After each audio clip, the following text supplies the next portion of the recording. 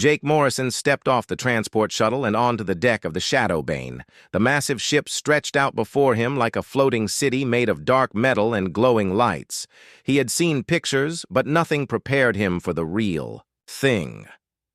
The corridors were wide enough for 3 humans to walk side by side, and the ceiling disappeared into shadows above his head. The air smelled different here.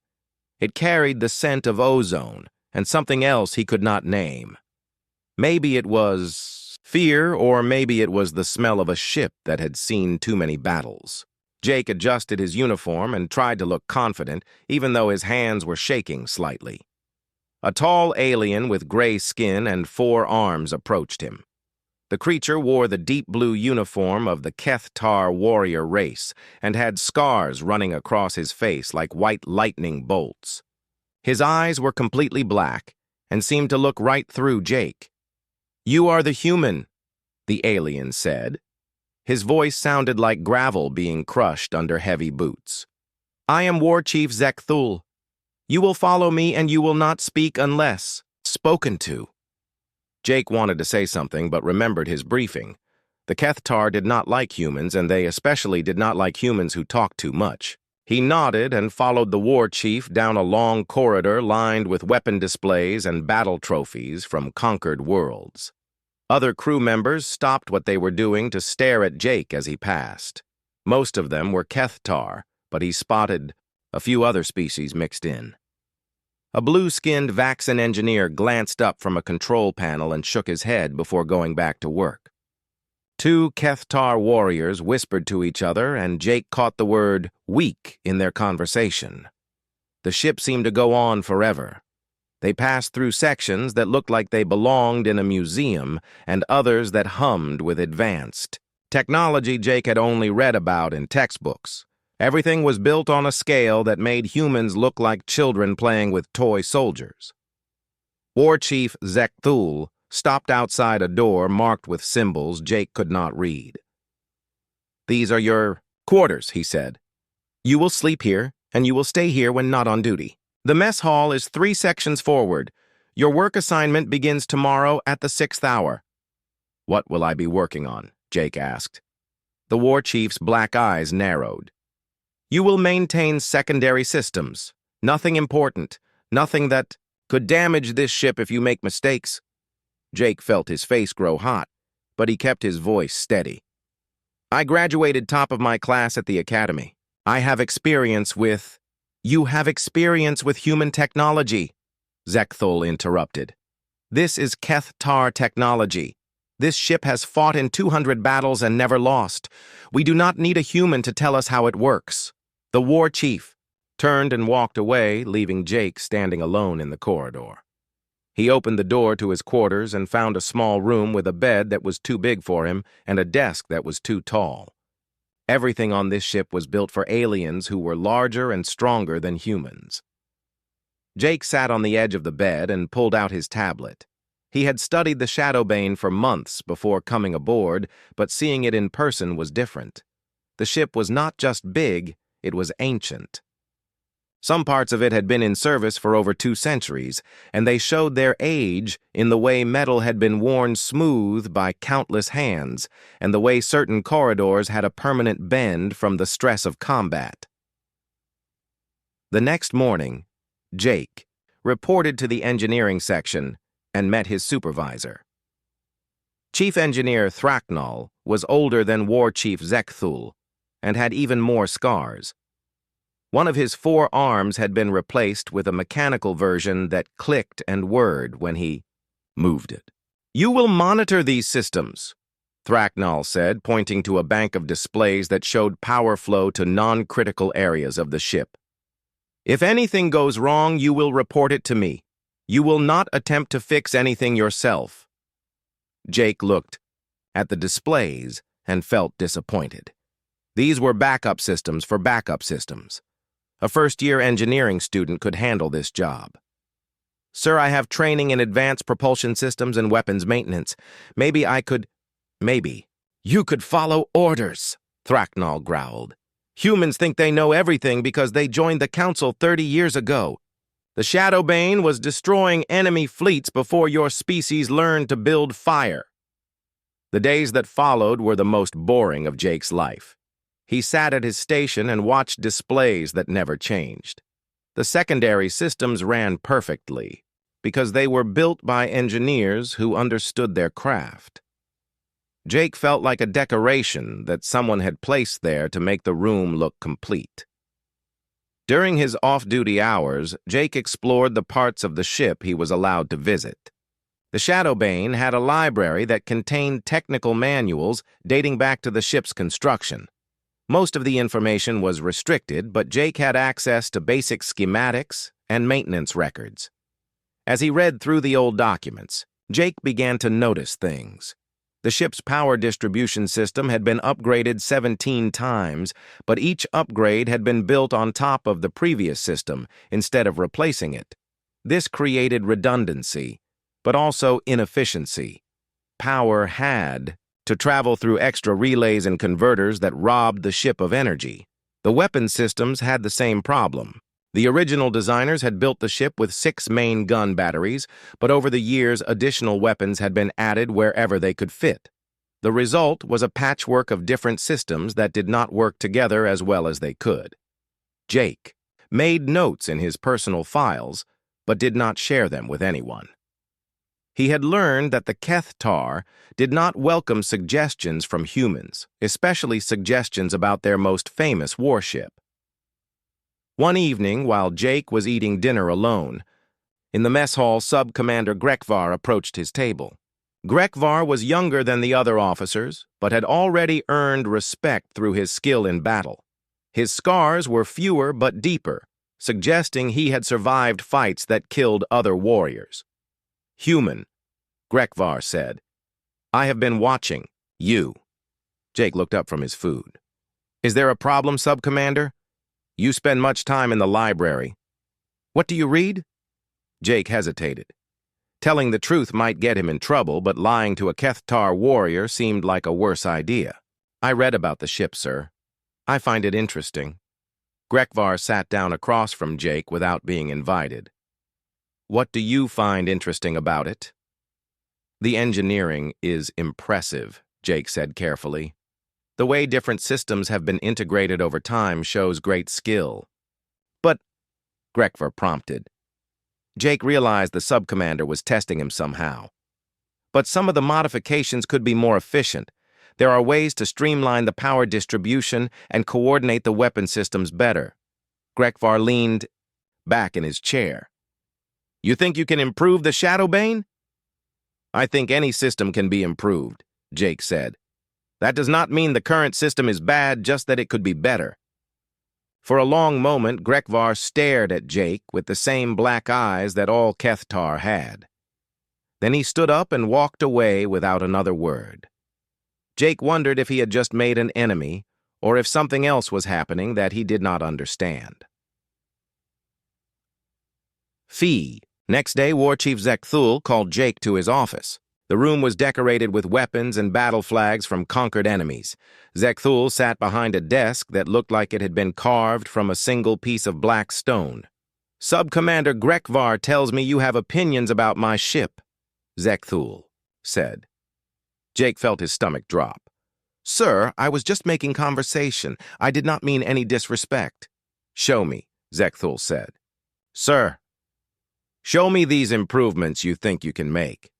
I want to see what human engineering knows that Kethtar engineering does not."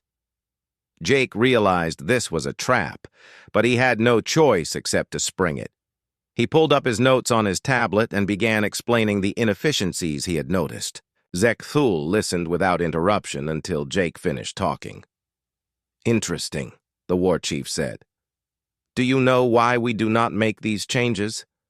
"No, sir. Because this ship has won every battle it has fought. When something works perfectly, you do not change it. The Shadowbane is not just a ship. It is a symbol of Kethtar strength. Every modification you suggest would make it less than what it is." Zekthul stood up and walked around his desk until he was standing directly in front of Jake. "You will return to your duties and you will not discuss ship modifications with anyone. If I hear that you are spreading discontent among my crew, I will have you transferred to a cargo hauler in the Outer Rim. Do you understand?" "Yes, sir," Jake said. "Good. Remember, human, you are here as a political favor. Nothing more. This ship and this crew do not need you." As Jake left the war chief's office, he realized that his situation was worse than he had thought. He was not just unwelcome on the Shadow Bane, he was actively resented. The crew saw him as a reminder that humans had been forced into the galactic community through politics rather than earning their place through strength. But Jake also realized something else. The Kethtar were so proud of their traditions that they could not see the flaws in their own systems. They had built the perfect ship for fighting the wars of 200 years ago, but the galaxy was changing and the Shadow Bane was not changing with it. Jake returned to his station and went back to monitoring secondary systems that did not need monitoring. But now he was paying attention to different things. He was learning how the ship really worked, not just how it was supposed to work. He was preparing for something. 3 weeks after Jake's conversation with War Chief Zekthul, the alarms started screaming. Jake was at his monitoring station when every display on the ship turned red and began flashing emergency warnings. The voice of the ship's AI echoed through the corridors in the harsh Kethtar language, but Jake understood enough to know that something terrible was happening. Sub-Commander Grekvar burst into the engineering section with his weapon already drawn. "All crew to battle stations," he shouted. "We have received a priority alert from Council Command." Jake abandoned his useless monitoring station and followed the other engineers to the main tactical display. War Chief Zekthul's voice came over. The ship's communications system and his words made Jake's blood turn cold. "The Rim worlds are under attack," Zekthul announced. "An unknown enemy has destroyed 3 entire star systems. No survivors have been found. No wreckage remains. The enemy appears to be a fleet of automated ships that consume everything in their path." The main display showed a map of the galaxy with 3 red zones marking the destroyed systems. Jake stared at the empty spaces where billions of beings had lived just days before. The enemy had not just destroyed the worlds, they had erased them completely. Chief Engineer Thraknal pushed past Jake to get a better view of the display. "What kind of weapons could do this?" he muttered. "Unknown," came Zekthul's voice. "Council intelligence has designated the enemy as the Phantom Fleet. All available ships are being ordered to the Kepler Nebula for immediate deployment." Jake felt the ship's engines change pitch as the Shadow Bane altered course. The massive vessel began moving toward what might be the greatest battle in galactic history. Around him, the Kethtar crew prepared for combat with the efficiency of warriors who had done this many times before. But Jake noticed something in their movements that he had never seen before. Fear. The Kethtar were afraid, and that scared Jake. More than anything else, because the Kethtar were never afraid. The journey to the Kepler Nebula took 18 hours. During that time, Jake learned more about the enemy from intelligence reports that filtered down through the ship's crew. The Phantom ships appeared to be completely automated, with no life signs detected aboard any of them. They moved in perfect coordination and seemed to learn from every engagement. Most disturbing of all, the Phantoms appeared to be immune to conventional weapons. Energy beams passed through their hulls without effect. Missiles exploded harmlessly against their shields. Nuclear weapons created spectacular light shows, but left the enemy ships undamaged. "How do you fight something you cannot hurt?" Jake overheard one Kethtar warrior ask another. "You find a way," came the reply. "The Shadow Bane has never lost a battle." But Jake could hear the uncertainty in the warrior's voice. For the first time in their history, the Kethtar were facing an enemy they did not understand. When the Shadow Bane reached the Kepler Nebula, Jake saw the largest military formation he had ever imagined. Ships from every member race of the Galactic Council filled the space around them. Kethtar dreadnoughts floated beside Vaxan cruisers and human destroyers. Even the mysterious ethereals had sent their crystal ships to join the fight. War Chief Zekthul's voice echoed through the ship again. All crew prepare for combat. We are about to engage the enemy. Jake was ordered to remain at his monitoring station, but he could see the tactical displays from where he sat. The combined fleet numbered over 800 ships, including some of the most powerful weapons ever built. Against any normal enemy, this force would be unstoppable. The Phantom Fleet emerged from the nebula like ghosts materializing from fog. There were fewer of them than Jake expected, maybe 200 ships, but they moved with a coordination that was both beautiful and terrifying. Every ship moved as if it were part of a single living organism. The battle began with a coordinated barrage from the Council fleet. Thousands of energy beams and missiles streaked toward the enemy ships. Jake watched the tactical display and waited to see the Phantom Fleet destroyed. Instead, he watched the impossible happen.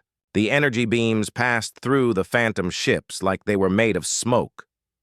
The missiles exploded uselessly against shields that seemed to absorb the energy and grow stronger. Not a single enemy ship was damaged. Then the Phantoms returned. Fire. Their weapons were unlike anything Jake had seen before. Instead of energy beams or missiles, they fired streams of something that looked like liquid darkness. When the dark streams touched a Council ship, the vessel simply ceased to exist. No explosion, no debris, just empty space where a mighty warship had been moments before. Jake watched in horror as ship after ship vanished from the tactical display. The Vaxxon heavy cruiser, Stellar Wind, disappeared in the blink of an eye. The ethereal crystal ship Harmony of Thought simply stopped existing. Even a Kethtar battlecruiser lasted only seconds against the dark streams. All ships advance, came the order from Fleet Command. Close to melee range, the Council fleet surged forward, desperate to find some way to hurt the enemy. But as they closed the distance, the Phantom ships began to change. Their hulls shifted and reformed, creating new weapon ports and defensive systems. They were adapting in real time to the tactics being used against them. The Shadowbane led the charge with War Chief Zekthul standing on the bridge and shouting orders that could be heard throughout the ship. The great dreadnought's main guns fired continuously, sending streams of plasma toward the nearest Phantom ship. But the enemy vessel simply absorbed the energy and used it to create new weapons. Jake felt the ship shake as return fire struck the Shadowbane's shields. The lights flickered, and emergency klaxons began wailing. For the first time in its history, the invincible dreadnought was taking damage. "Hull breach on Deck 7, someone shouted over the communication system.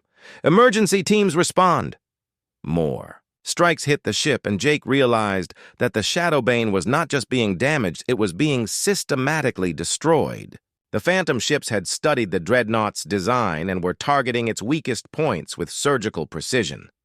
The main tactical display went dark as another hit knocked out primary sensors. Jake's monitoring station showed power fluctuations throughout the ship as critical systems began to fail. Through the deck plates, he could feel the ship's artificial gravity wavering.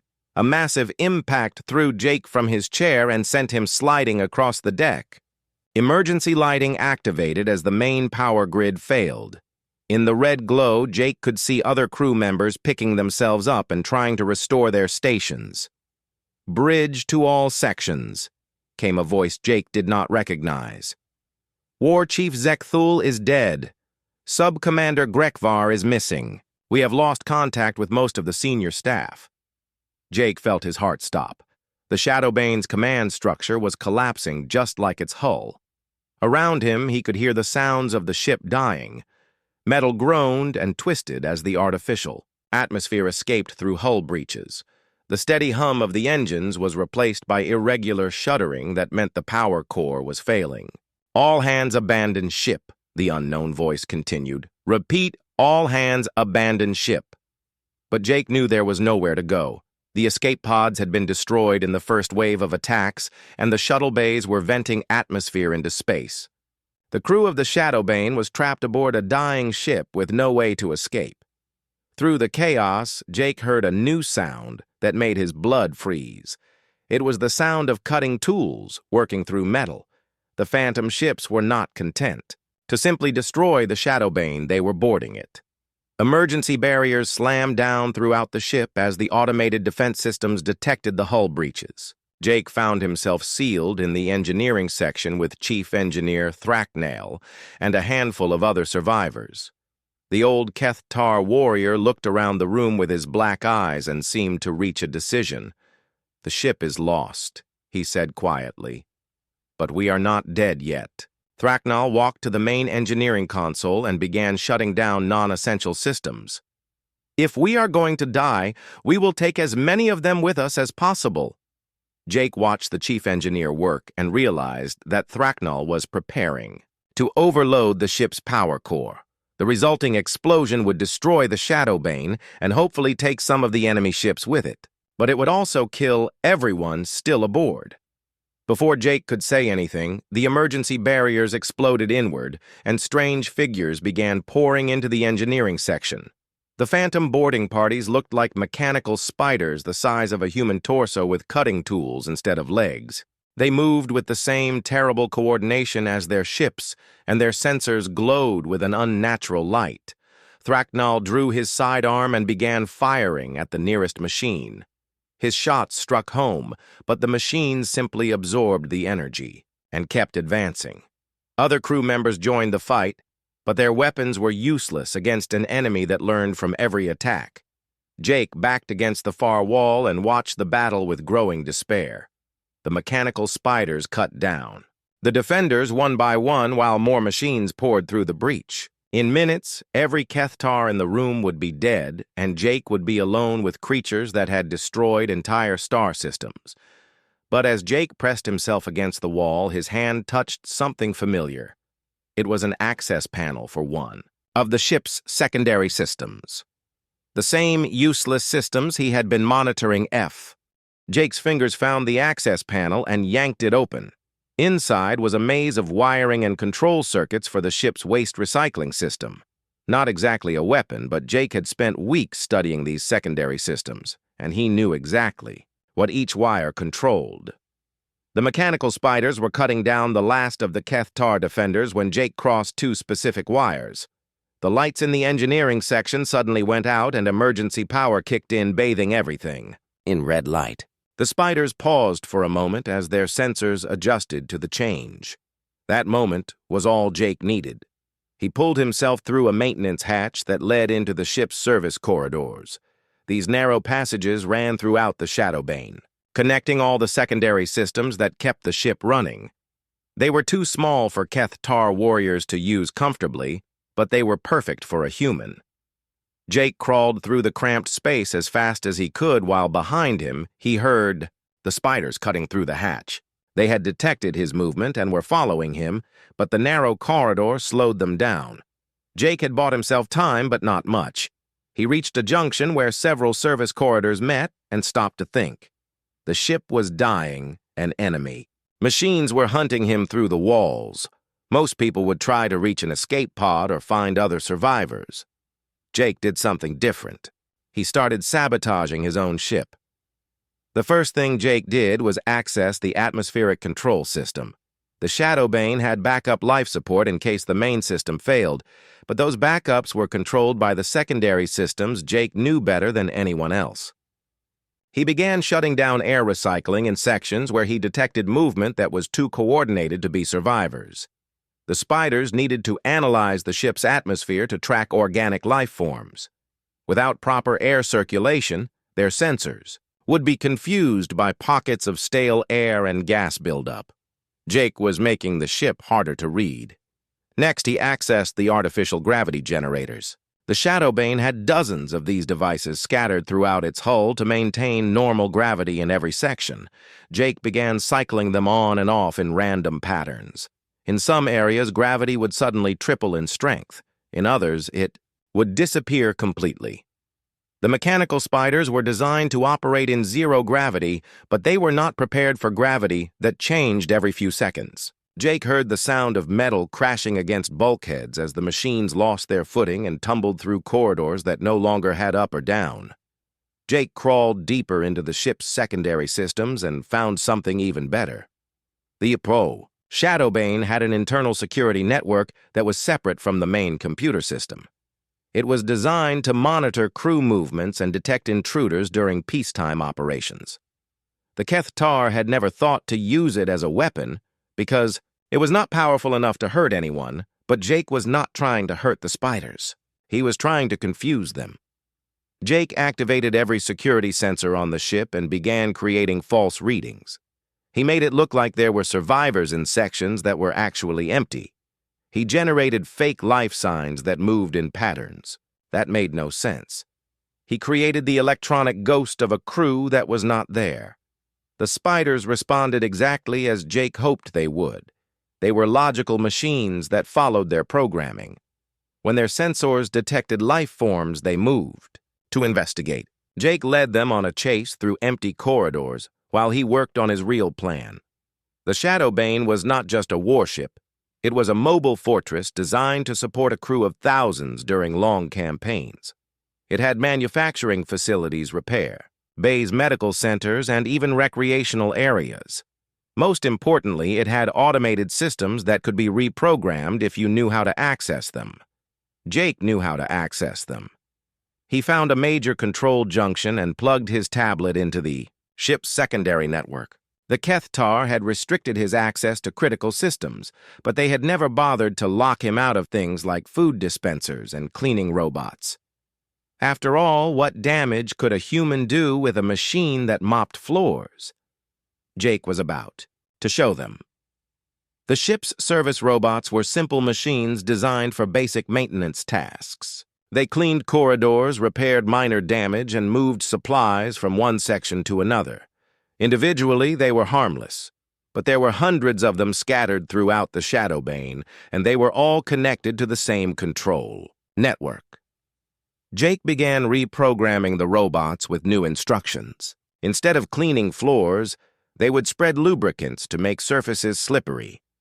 Instead of repairing damage, they would remove critical components from systems the spiders might try to use. Instead of moving supplies, they would move obstacles into the paths the invaders were likely to take.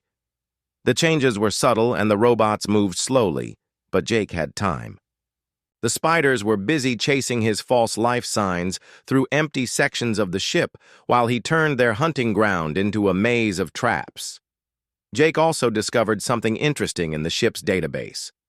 The Shadowbane had detailed records of every battle it had fought and every enemy it had faced. The Kethtar were proud of their military history and they kept careful notes on their victories. But buried in those records were the tactics that had failed as well as the ones that had succeeded. The Phantoms were adaptive machines that learned from every encounter, but they learned by analyzing successful attack patterns and then developing counters for them. They were prepared to face every weapon in the Galactic Council's arsenal because those weapons had been used against them in previous battles. What they were not prepared for was something completely new, something that had never been tried before, because it was too crazy to work. Jake began implementing tactics that had been rejected by military strategists for good reasons. He flooded sections with radiation that would kill any organic crew, but had no effect on the ship's structure. He depressurized areas and then repressurized them with gases that would confuse electronic sensors. He even activated the ship's fire suppression system in areas where there was no fire because the foam would interfere with the spiders' movement. Each individual sabotage was minor, but together they created an environment that was unlike anything the Phantoms had encountered. The ship was fighting back in ways that made no tactical sense, and the logical machines could not adapt to tactics that had no logic behind them. Jake heard new sounds echoing through the service corridors. The spiders were having trouble moving through areas where the gravity kept changing and the floors were covered with slippery foam. They were sending signals to each other, but those signals were being distorted by the radiation and gas that Jake had released. For the first time since the battle began, Jake felt hope. The Phantoms could adapt to any conventional attack, but they were struggling to understand an enemy that fought like a haunted house instead of a military vessel. Jake reached another control junction and discovered that Sub-Commander Grekvar was still alive. The Kethtar warrior was trapped in a damaged section near the ship's armory, but his vital signs were strong. Jake opened a communication channel using the emergency backup system. "Grekvar, this is Morrison," Jake whispered into his tablet. "Can you hear me?" The response was immediate. "Human, where are you? The ship is overrun with enemy machines." "I know," Jake said. "I am in the service corridors. I have been sabotaging ship systems to slow them down." There was a long pause before Grekvar replied. "You are destroying our own ship." "The ship was already destroyed," Jake said. "I am just making sure the enemy cannot use it against other council vessels. Can you reach the armory?" "Yes. But what good will weapons do? They are immune to our attacks." Jake smiled in the darkness of the service corridor. "They are immune to attacks they understand. I need you to gather any survivors you can find and meet me at Junction 7 Alpha. I have an idea, but I will need help." "What kind of idea?" Grekvar asked. "The kind that will either save us or kill us faster," Jake replied. "But since we are already dead, it seems worth trying." Another pause. "I will gather who I can. Junction 7 Alpha in 1 hour." Jake closed the communication channel and went back to work. He had 1 hour to turn the Shadow Bane into something the Phantoms had never seen before. Not a warship or a fortress, but a weapon that used the enemy's own strengths against them. The spiders were still hunting through the ship, but they were moving more slowly now. Jake's sabotage was working better than he had hoped. The machines were spending more time analyzing their environment than searching for survivors. They were beginning to learn that this ship did not follow the normal rules of engagement. Jake crawled through the service corridors toward Junction 7 Alpha, while he planned the next phase of his impossible strategy. The Phantoms thought they were hunting prey through a damaged ship. Jake was going to show them that sometimes the prey was actually a predator, and the ship was actually a trap. He just hoped he could convince the surviving crew members to trust a plan that sounded insane even to him. Jake reached Junction 7 Alpha and found Sub-Commander Grekvar waiting with 12 other survivors. Most were Kethtar warriors, but Jake spotted 2 Vaxxan engineers and 1 human technician from another ship who had been aboard the Shadow Bane when the attack began. All of them looked at Jake with expressions ranging from hope to suspicion.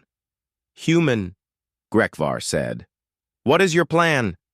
Jake pulled out his tablet and connected it to the Junction's control panel.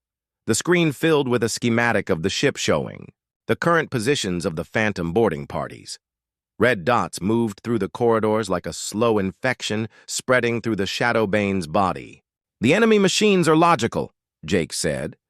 "They analyze patterns and develop responses, but they can only respond to patterns they understand. We are going to give them patterns they cannot figure out." One of the Kethtar warriors stepped forward. His name was Korath, and he had the bearing of someone who had never retreated from anything in his life. "Explain these patterns, human." Jake pointed to the display. "The spiders are searching for us using heat sensors, motion detectors, and atmospheric analysis. They expect us to hide or fight or try to escape. Those are the logical responses to invasion." "What other response is there?" asked Nara, the human technician. "We invite them deeper into the ship," Jake said. "We make them think they are winning while we prepare the real trap." The survivors looked at Jake like he had lost his mind. Grekvar was the first to speak. "You want to help the enemy board our ship?" "They are already boarding our ship," Jake replied. "The question is whether we control where they go or let them choose. I have been monitoring their movement patterns, and they always take the most direct route to their objectives. They prioritize high-value targets like the bridge, the armory, and the engine room." Jake manipulated the display to show the ship's internal layout. "We create false objectives that look more valuable than the real ones. We lead them away from critical systems and into areas where we have advantages." Korath growled low in his throat. "This is not how warriors fight. We face our enemies with honor, not tricks and deception." Your honor will not bring back the 3 billion people who died in the Rim worlds, Jake said quietly. And it will not save the rest of the galaxy if we fail here.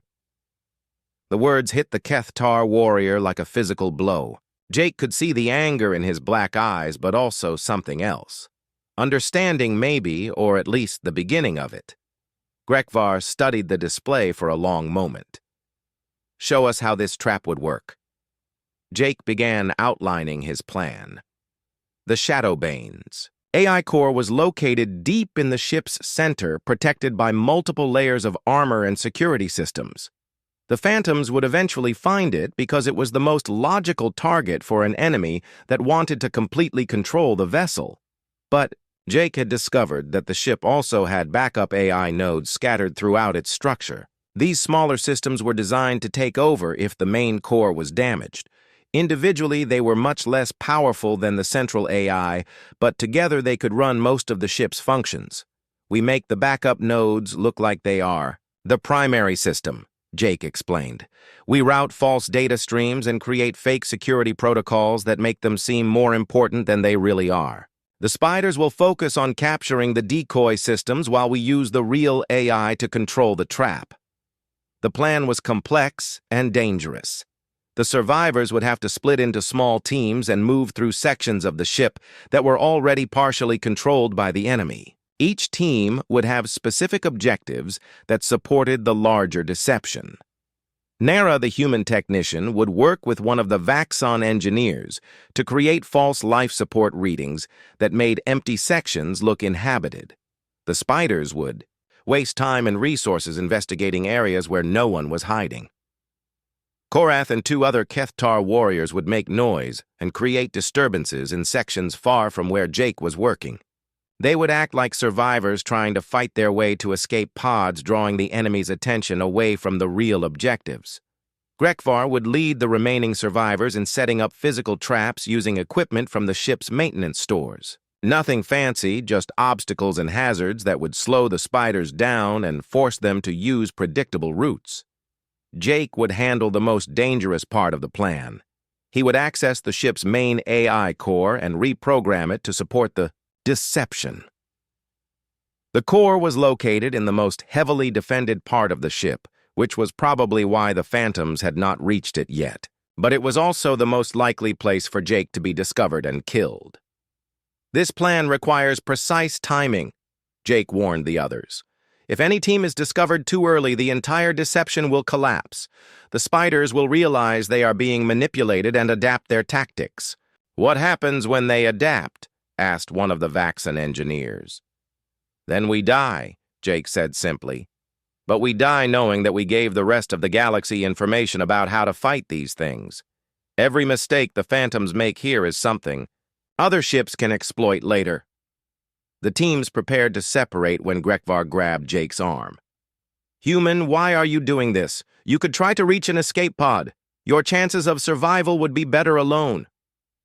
Jake looked at the Kethtar sub-commander and thought about the question.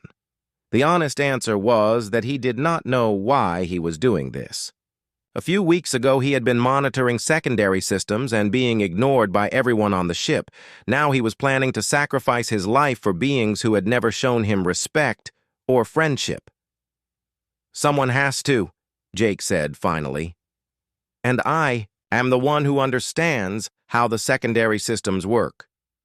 Grekvar stared at Jake for another moment, then released his arm. You fight with honor, human, even if you do not fight like a warrior. The teams split up and Jake began the dangerous journey toward the ship's core. He stayed in the service corridors as much as possible, but several times he had to cross open areas where the spiders might detect him. Each crossing felt like it. Took forever, but Jake reached the core section without being discovered. The AI core was housed in a chamber the size of a small building. Banks of processors lined the walls and data streams flowed like rivers of light through fiber optic cables. The air hummed with the sound of millions of calculations being performed every second. Jake connected his tablet to the core's input panel and began the most complex programming task of his life. He had to convince the AI that the backup nodes, scattered through the ship, were actually more important than the core itself. He had to create false data streams that would mislead the Phantoms about the ship's true capabilities. Most difficult of all, he had to do this without triggering the core's security protocols that would lock him out permanently.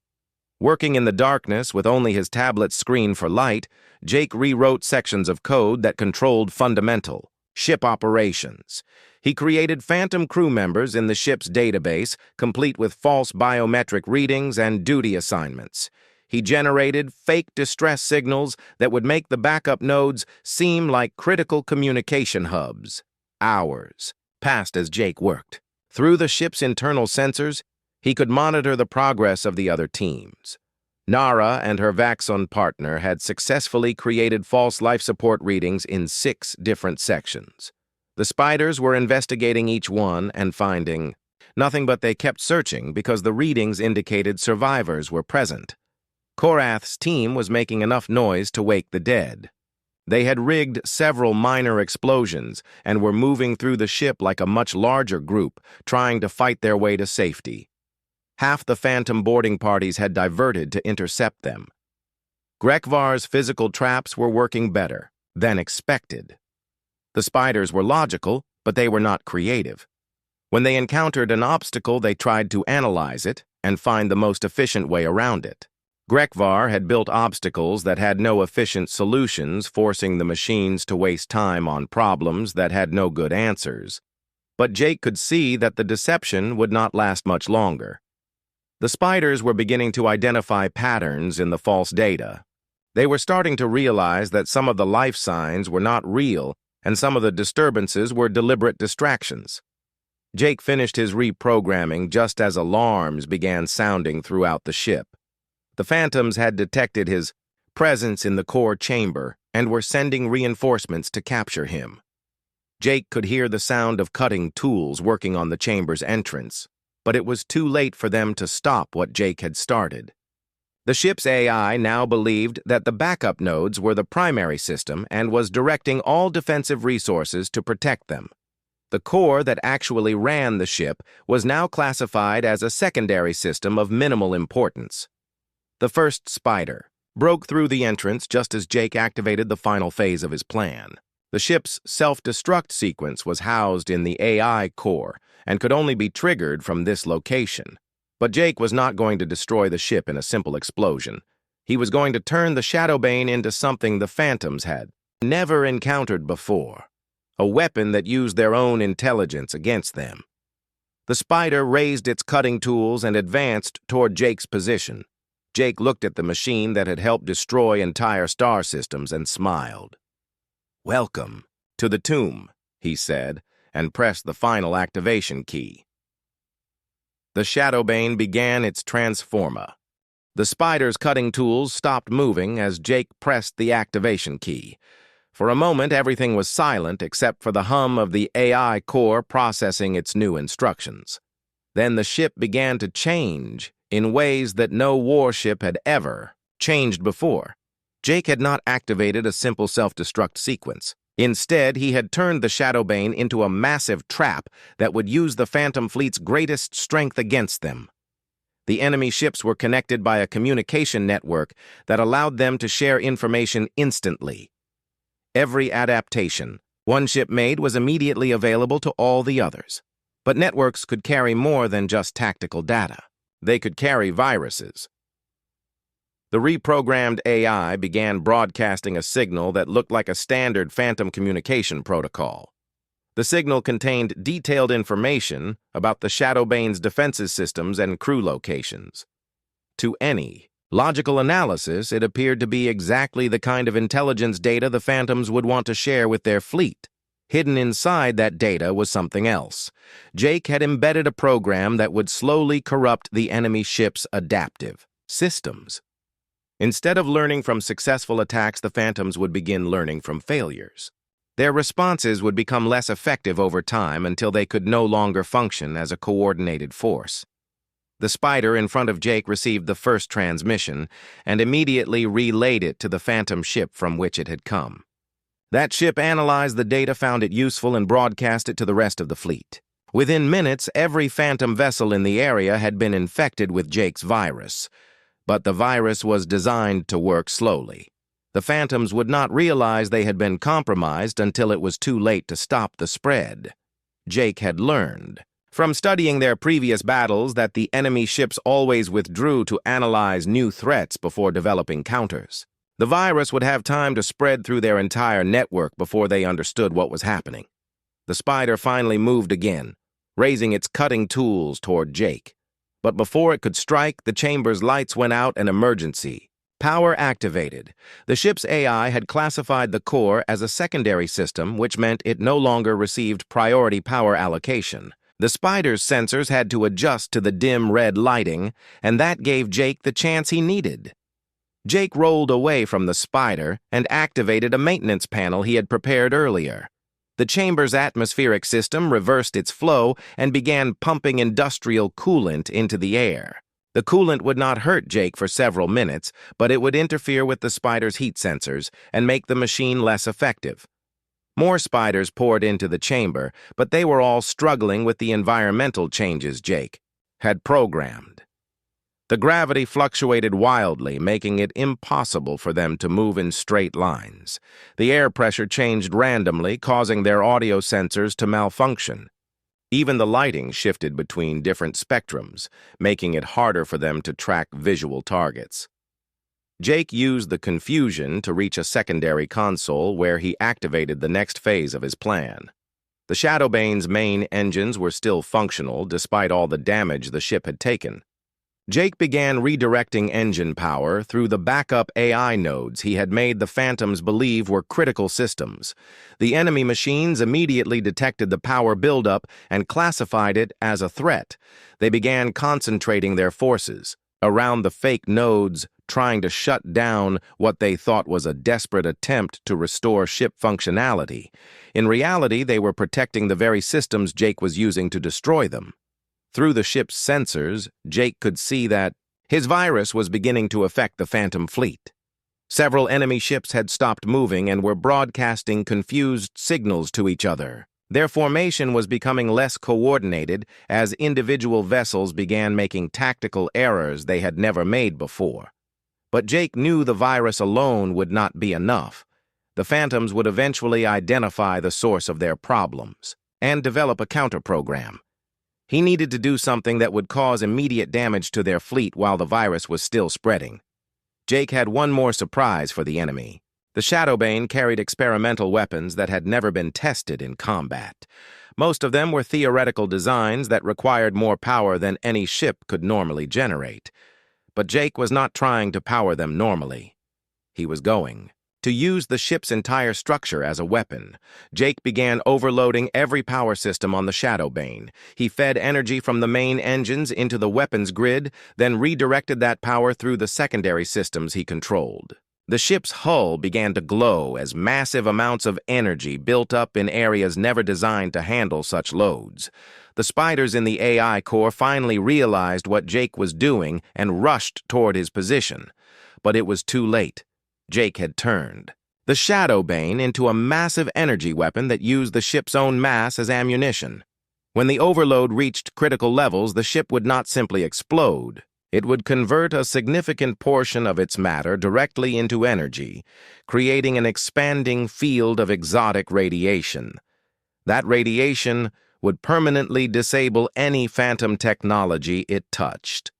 The enemy ship's adaptive systems would be burned out by energy patterns their creators had never imagined. More importantly, the radiation field would expand at nearly the speed of light, giving the Phantoms no time to retreat once the process began. Jake looked around the AI core chamber and realized this would be the last thing he ever saw. Sub-Commander Grekvar and the other survivors were in the ship's shuttle bay preparing to evacuate. Jake had given them detailed instructions on how to reach the bay safely, and they should be able to launch before the overload reached critical levels, but someone had to stay behind to make sure the process completed successfully. The overload sequence required manual monitoring because the ship's automated systems were too damaged to handle such a complex operation. Jake was that someone. A spider's cutting tool sliced through the air where Jake's head had been a moment before. He ducked and rolled to another console where he continued monitoring the energy buildup. The power levels were approaching the point of no return, but they were not there yet. Jake's tablet chimed with an incoming message from Grekvar. "Human, the shuttle is ready. We can reach your position in 12 minutes. Jake looked at the power readings and shook his head. "Negative, Sub-Commander. The overload will reach critical in 8 minutes. You need to launch now." "We will not leave you behind," came Grekvar's reply. "You have to," Jake said. "Someone needs to tell the Council how to replicate this weapon. The virus program is stored in my tablet, but the overload sequence requires specific timing that only I understand right now." A long pause. "You are certain there is no other way?" Jake dodged another spider and checked the power levels again. "I am certain. Launch the shuttle and get clear.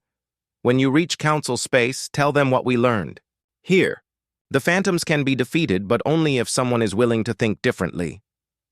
"It has been an honor serving with you, human," Grekvar said. "Your name will be remembered." The communication channel closed, and Jake continued his work alone, except for the spiders that were trying to kill him.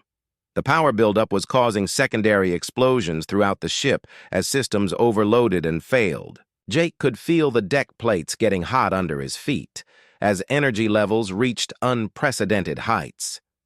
Through the ship's external sensors, Jake could see the Phantom fleet beginning to react to the virus in their systems. Several ships were now completely motionless, while others were moving in random patterns that made no tactical sense. The virus was working better than Jake had hoped. The power readings finally reached the critical threshold. Jake activated the final sequence and felt the ship shudder as forces beyond imagination began to tear it apart at the molecular level.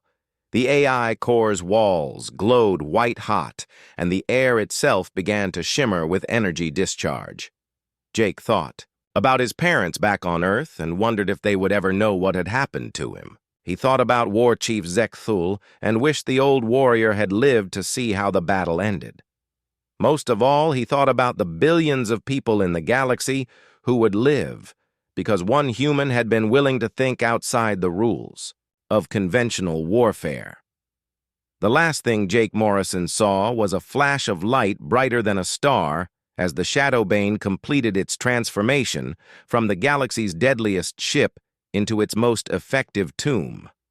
The explosion that followed was visible from 3 star systems away, and the expanding radiation field caught the Phantom fleet before they could retreat. When the light faded, there was nothing left where the great battle had taken place, except empty space and a slowly expanding cloud of exotic particles. The Phantom invasion was over and the galaxy was safe, but the price had been paid by warriors who would never see home again. Sub-Commander Grekvar reached Council space 2 days later, with news of the victory and detailed records of Jake Morrison's tactics. Within a year, human officers were serving aboard ships throughout the Council fleet not as political appointments, but as valued strategic advisors. The Morrison Protocol became standard doctrine for fighting adaptive enemies, and Jake's name was carved into the memorial wall at every major military academy in the galaxy. But more than his tactics or his sacrifice, what people remember